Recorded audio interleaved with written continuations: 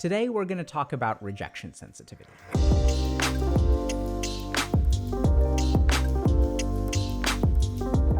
If you look at the world, there are kind of two types of people. There's one group of people that are sort of living relationships on hard mode, where they're kind of constantly in their heads about, okay, if I say this, is it going to piss someone off? What will they think about me? They're sort of always walking on eggshells. Relationships feel really, really hard, whether they're at work, whether they're romantic relationships, or even friendships or family relationships. And if you're one of those people, you look at other people and you're like, how is this even possible? There are some people out there who are like, yeah, if people get pissed off at what I do, that's their problem. I can't be shaping my behavior to try to make other people happy. I got to live for myself. And for some of us, that seems like incredibly foreign. In our mind, our experience is completely different. We're constantly thinking about, okay, what is this person going to think? What is this person going to do? How can I avoid having this person get mad at me? And we're sort of hypersensitive to that stuff. And the really frustrating thing is that when we look at these people who are sort of oblivious to relationship stuff, they seem to be living kind of happy-go-lucky, oblivious sort of lives. And they also seem to have friendships and things like that. They can also do really well at work, right? Because they're kind of extroverted and outgoing. And if they screw up, they're like, lol, haha, I screwed up, and everyone laughs at them. And meanwhile, you were at work and you're like, oh my God, I screwed up. What are people going to think? Am I going to get fired? Is everyone going to hate me? And it just feels like there's these two completely different ways of living life. The hard thing is that as we sort of look towards those people who are kind of oblivious about this stuff, they don't seem to be thinking about it, it doesn't really bother them, we actually kind of want to be like them, right? We want to be happy-go-lucky. We want to be a little bit out of our own heads. We want to be able to set our boundaries. The challenge, though, is that we can't really do what they do, right?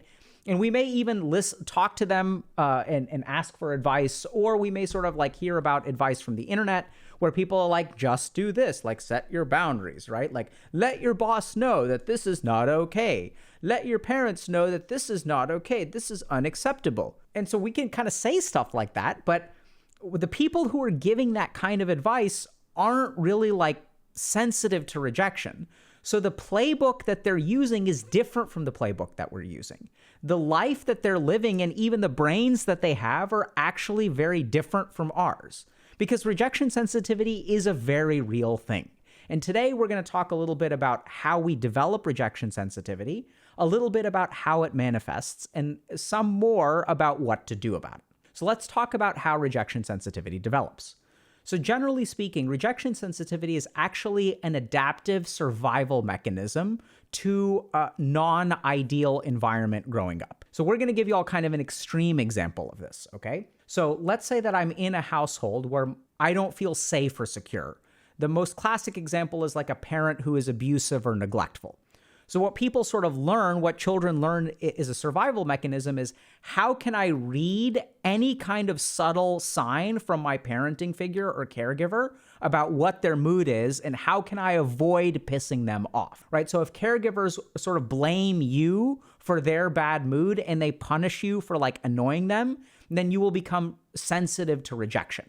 So what this experience kind of feels like for people is you're kind of walking on eggshells. You're hyper vigilant to the mood of people within the household. And sometimes when I talk to people who have really been in traumatic situations, I'll ask them, how long does it take you to know whether you're in for a bad night? And they'll say they can tell within seconds. The second my mom or dad walks in the door, I can tell based on it's so rapid and it's unconscious. I know already that I need to go into survival mode. And what these people will end up doing is they'll engage in some kinds of behaviors that are actually survival or adaptations, such as becoming invisible, right? Or being very, very careful about what you say or what you do because you don't want to trigger some kind of negative sort of situation. And if you kind of think about the child in this situation does not feel safe or secure. And since it's not safe or secure, we can't do anything even remotely risky. And what we have to learn how to do is play it safe. And if you grow up in a household like this, you will grow up as someone who is rejection sensitive. And this, by the way, is not something that people kind of made up. This is something that's been very scientifically validated. There are actually questionnaires that you can take that will actually measure the level of rejection sensitivity you have.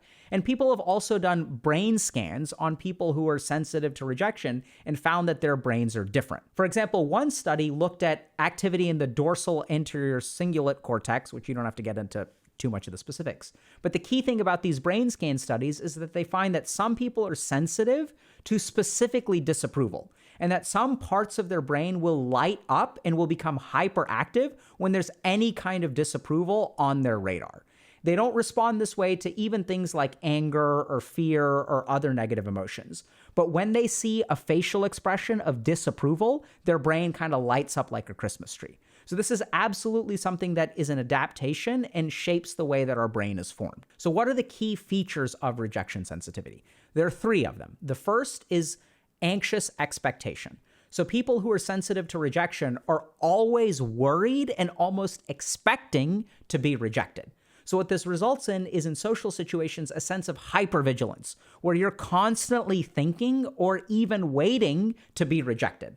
So you can't just be yourself and relax. You have to constantly think about, okay, if I say this, how is this person going to respond? If I show up at work and I'm wearing this clothing, will this person start to think, oh my God, I'm trying to copy them?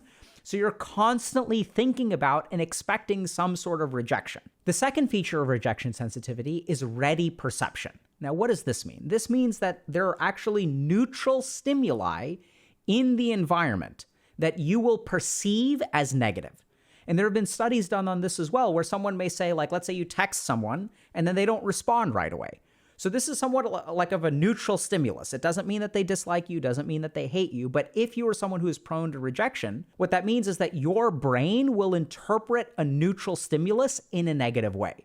And this explains why people who are sensitive to rejection have such difficult experiences of life, because there's actually a lot of neutral or benign stimuli out there, but our brains are going to interpret them as like negative towards us. And this sort of leads to the third aspect of rejection sensitivity, which is overreaction. So this is where either emotionally or behaviorally, we're first of all anxiously expecting, and then we're over-interpreting neutral stimuli, which then results in an overreaction, right? So if I text someone and they don't text me back, suddenly I feel terrible. My amygdala and my hippocampus will sort of like hyperactivate. My limbic system hyperactivates. I feel a ton of negative emotion, and then I suddenly start copiously apologizing for texting them and disturbing them, right? So what your life sort of feels like, if you're sensitive to rejection, what it actually looks like is that there are all kinds of like neutral or maybe negative stimuli, you perceive them as negative, and then you're constantly apologizing, constantly walking on eggshells, constantly trying to fix relationships that you seem to always screw up. And so this is all mediated by stuff going on in the brain. Now, the tricky thing about rejection sensitivity is, as we mentioned earlier, it's actually a survival mechanism. And the real problem that people who are sensitive to rejection run into is that this is kind of like learning a survival strategy that then stops helping you survive and actually causes you problems later on in life. And so there's one key thing to understand here, which is that when you learn these kinds of avoidant behaviors, right? Because, by the way, you're tired of pissing people off and you keep on screwing up. So the best thing to do is to retract from the relationship. So if you kind of think about how we learn these strategies are usually learned in the home. So there's one key thing that's very different about growing up with rejection sensitivity and living as an adult with rejection sensitivity. And that is, when you're growing up, the relationship is actually constant or guaranteed. Right? So I want you all to think about a 6-year-old or a 7-year-old who's learning these adaptive strategies. As they learn to withdraw and avoid people because we're tired of pissing people off and we keep on screwing up, that parent is still going to be there tomorrow. They're going to still be there the next day, and the next day, and the next month, and the next year. So we learn this sort of adaptive strategy of avoidance in a situation where the relationship can never be ruptured, right? If I start avoiding people, like, my parents are still going to be there every day. So the relationship is in a kind of constant state that will never result in like them withdrawing from you because it's a parental relationship. The real struggle that people with rejection sensitivity have is, as they move out into the world, those relationships are not constant. Those relationships are not guaranteed.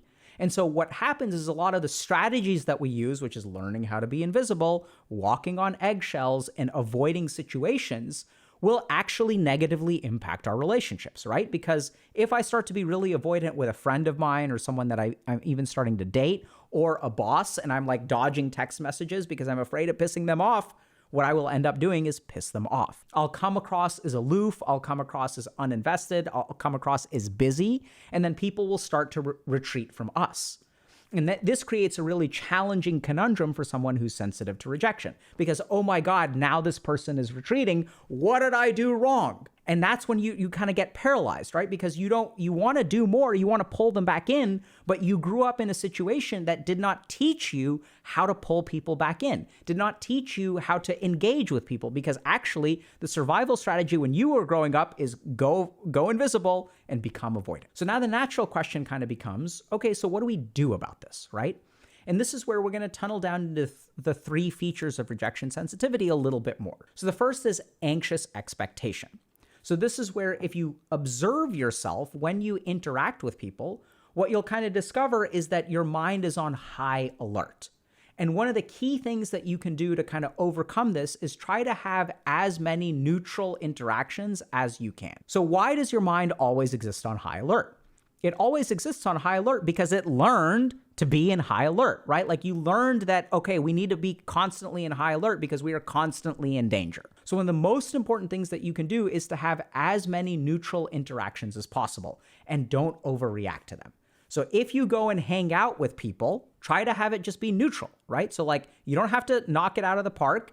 You don't need to like piss people off, but just try to hang out with people. And over time, as long as you're kind of neutral, that sort of anxious expectation will start to decrease. We basically want to give our brain more data about how people will react to us because we don't want to use the conclusions from childhood. The second thing that we need to be a little bit careful about is how we react to neutral stimuli. And this is where people who are sensitive to rejection really negotiate against themselves when it comes to social situations. So you will take any kind of neutral situation or any kind of situation, and you will, first of all, assume the worst, and secondly, blame yourself the most, right? So if someone says, hey, I'm sorry, I can't hang out today, or they cancel the last minute, you're not going to interpret that as, oh, this person is flaky, or they're sick, or this is a problem on their end. You are automatically going to interpret that as a problem on your end. So you need to really be aware of the way that you actually like give yourself very little credit, and you give them a bunch of credit. And you're sort of really willing to negotiate yourself and always take on the mantle of being the bad guy. Because remember, in the household that you grew up in, whose fault was it if mommy or daddy were mad? It was your fault. You need to be quieter. I can't believe you didn't put away your toys. And they kind of blame you for all this kind of stuff. So you get into a pattern of blaming yourself. So become aware of that pattern. And the third thing is that people who are sensitive to rejection tend to overreact, both emotionally and behaviorally.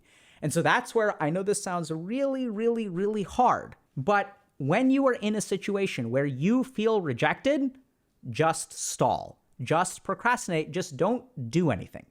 Don't do anything to make them happy, because remember that your mind may be over-interpreting or incorrectly interpreting how they feel about the situation. So don't react. So you'll have these very powerful drivers within you that say, oh my God, I screwed up. What do I need to do? What do I need to do to fix it? Let me send them flowers. Let me do this. Let me apologize over and over and over again, because until I apologize, I can't tolerate this feeling of negativity. But as you start to overly apologize and take responsibility for stuff that is not your responsibility, what happens to the relationship? Sometimes they're like, oh my God, this person is like so clingy. Like, I don't even know. Like, I can't manage this person's negative emotions. Like, they're overly apologizing.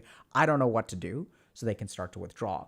Or sometimes what's even worse is they will play into it. They're like, yeah, everything is your fault. And I feel this way because you screwed up. And the worst thing that someone who's sensitive to rejection can do is find someone who will tango with them. Find someone who will actually be like willing to dance that dance with them. Because then what ends up happening is you find yourself in an abusive relationship where you're now in a relationship with someone, and that could be friendship, could be boss, could be romantic, where you're willing to take the blame all the time. And hey, by the way, they're narcissistic, so they're totally happy blaming you all the time. So the key thing there is to try to just not react. try to stall as much as possible and try to tolerate that negativity as best as you can. Now, this is where we kind of got to talk about a couple of other interventions. There's several studies on meditation that show that meditation actually mediates improvements in rejection sensitivity. And specifically, what meditation teaches is some stuff like self-compassion.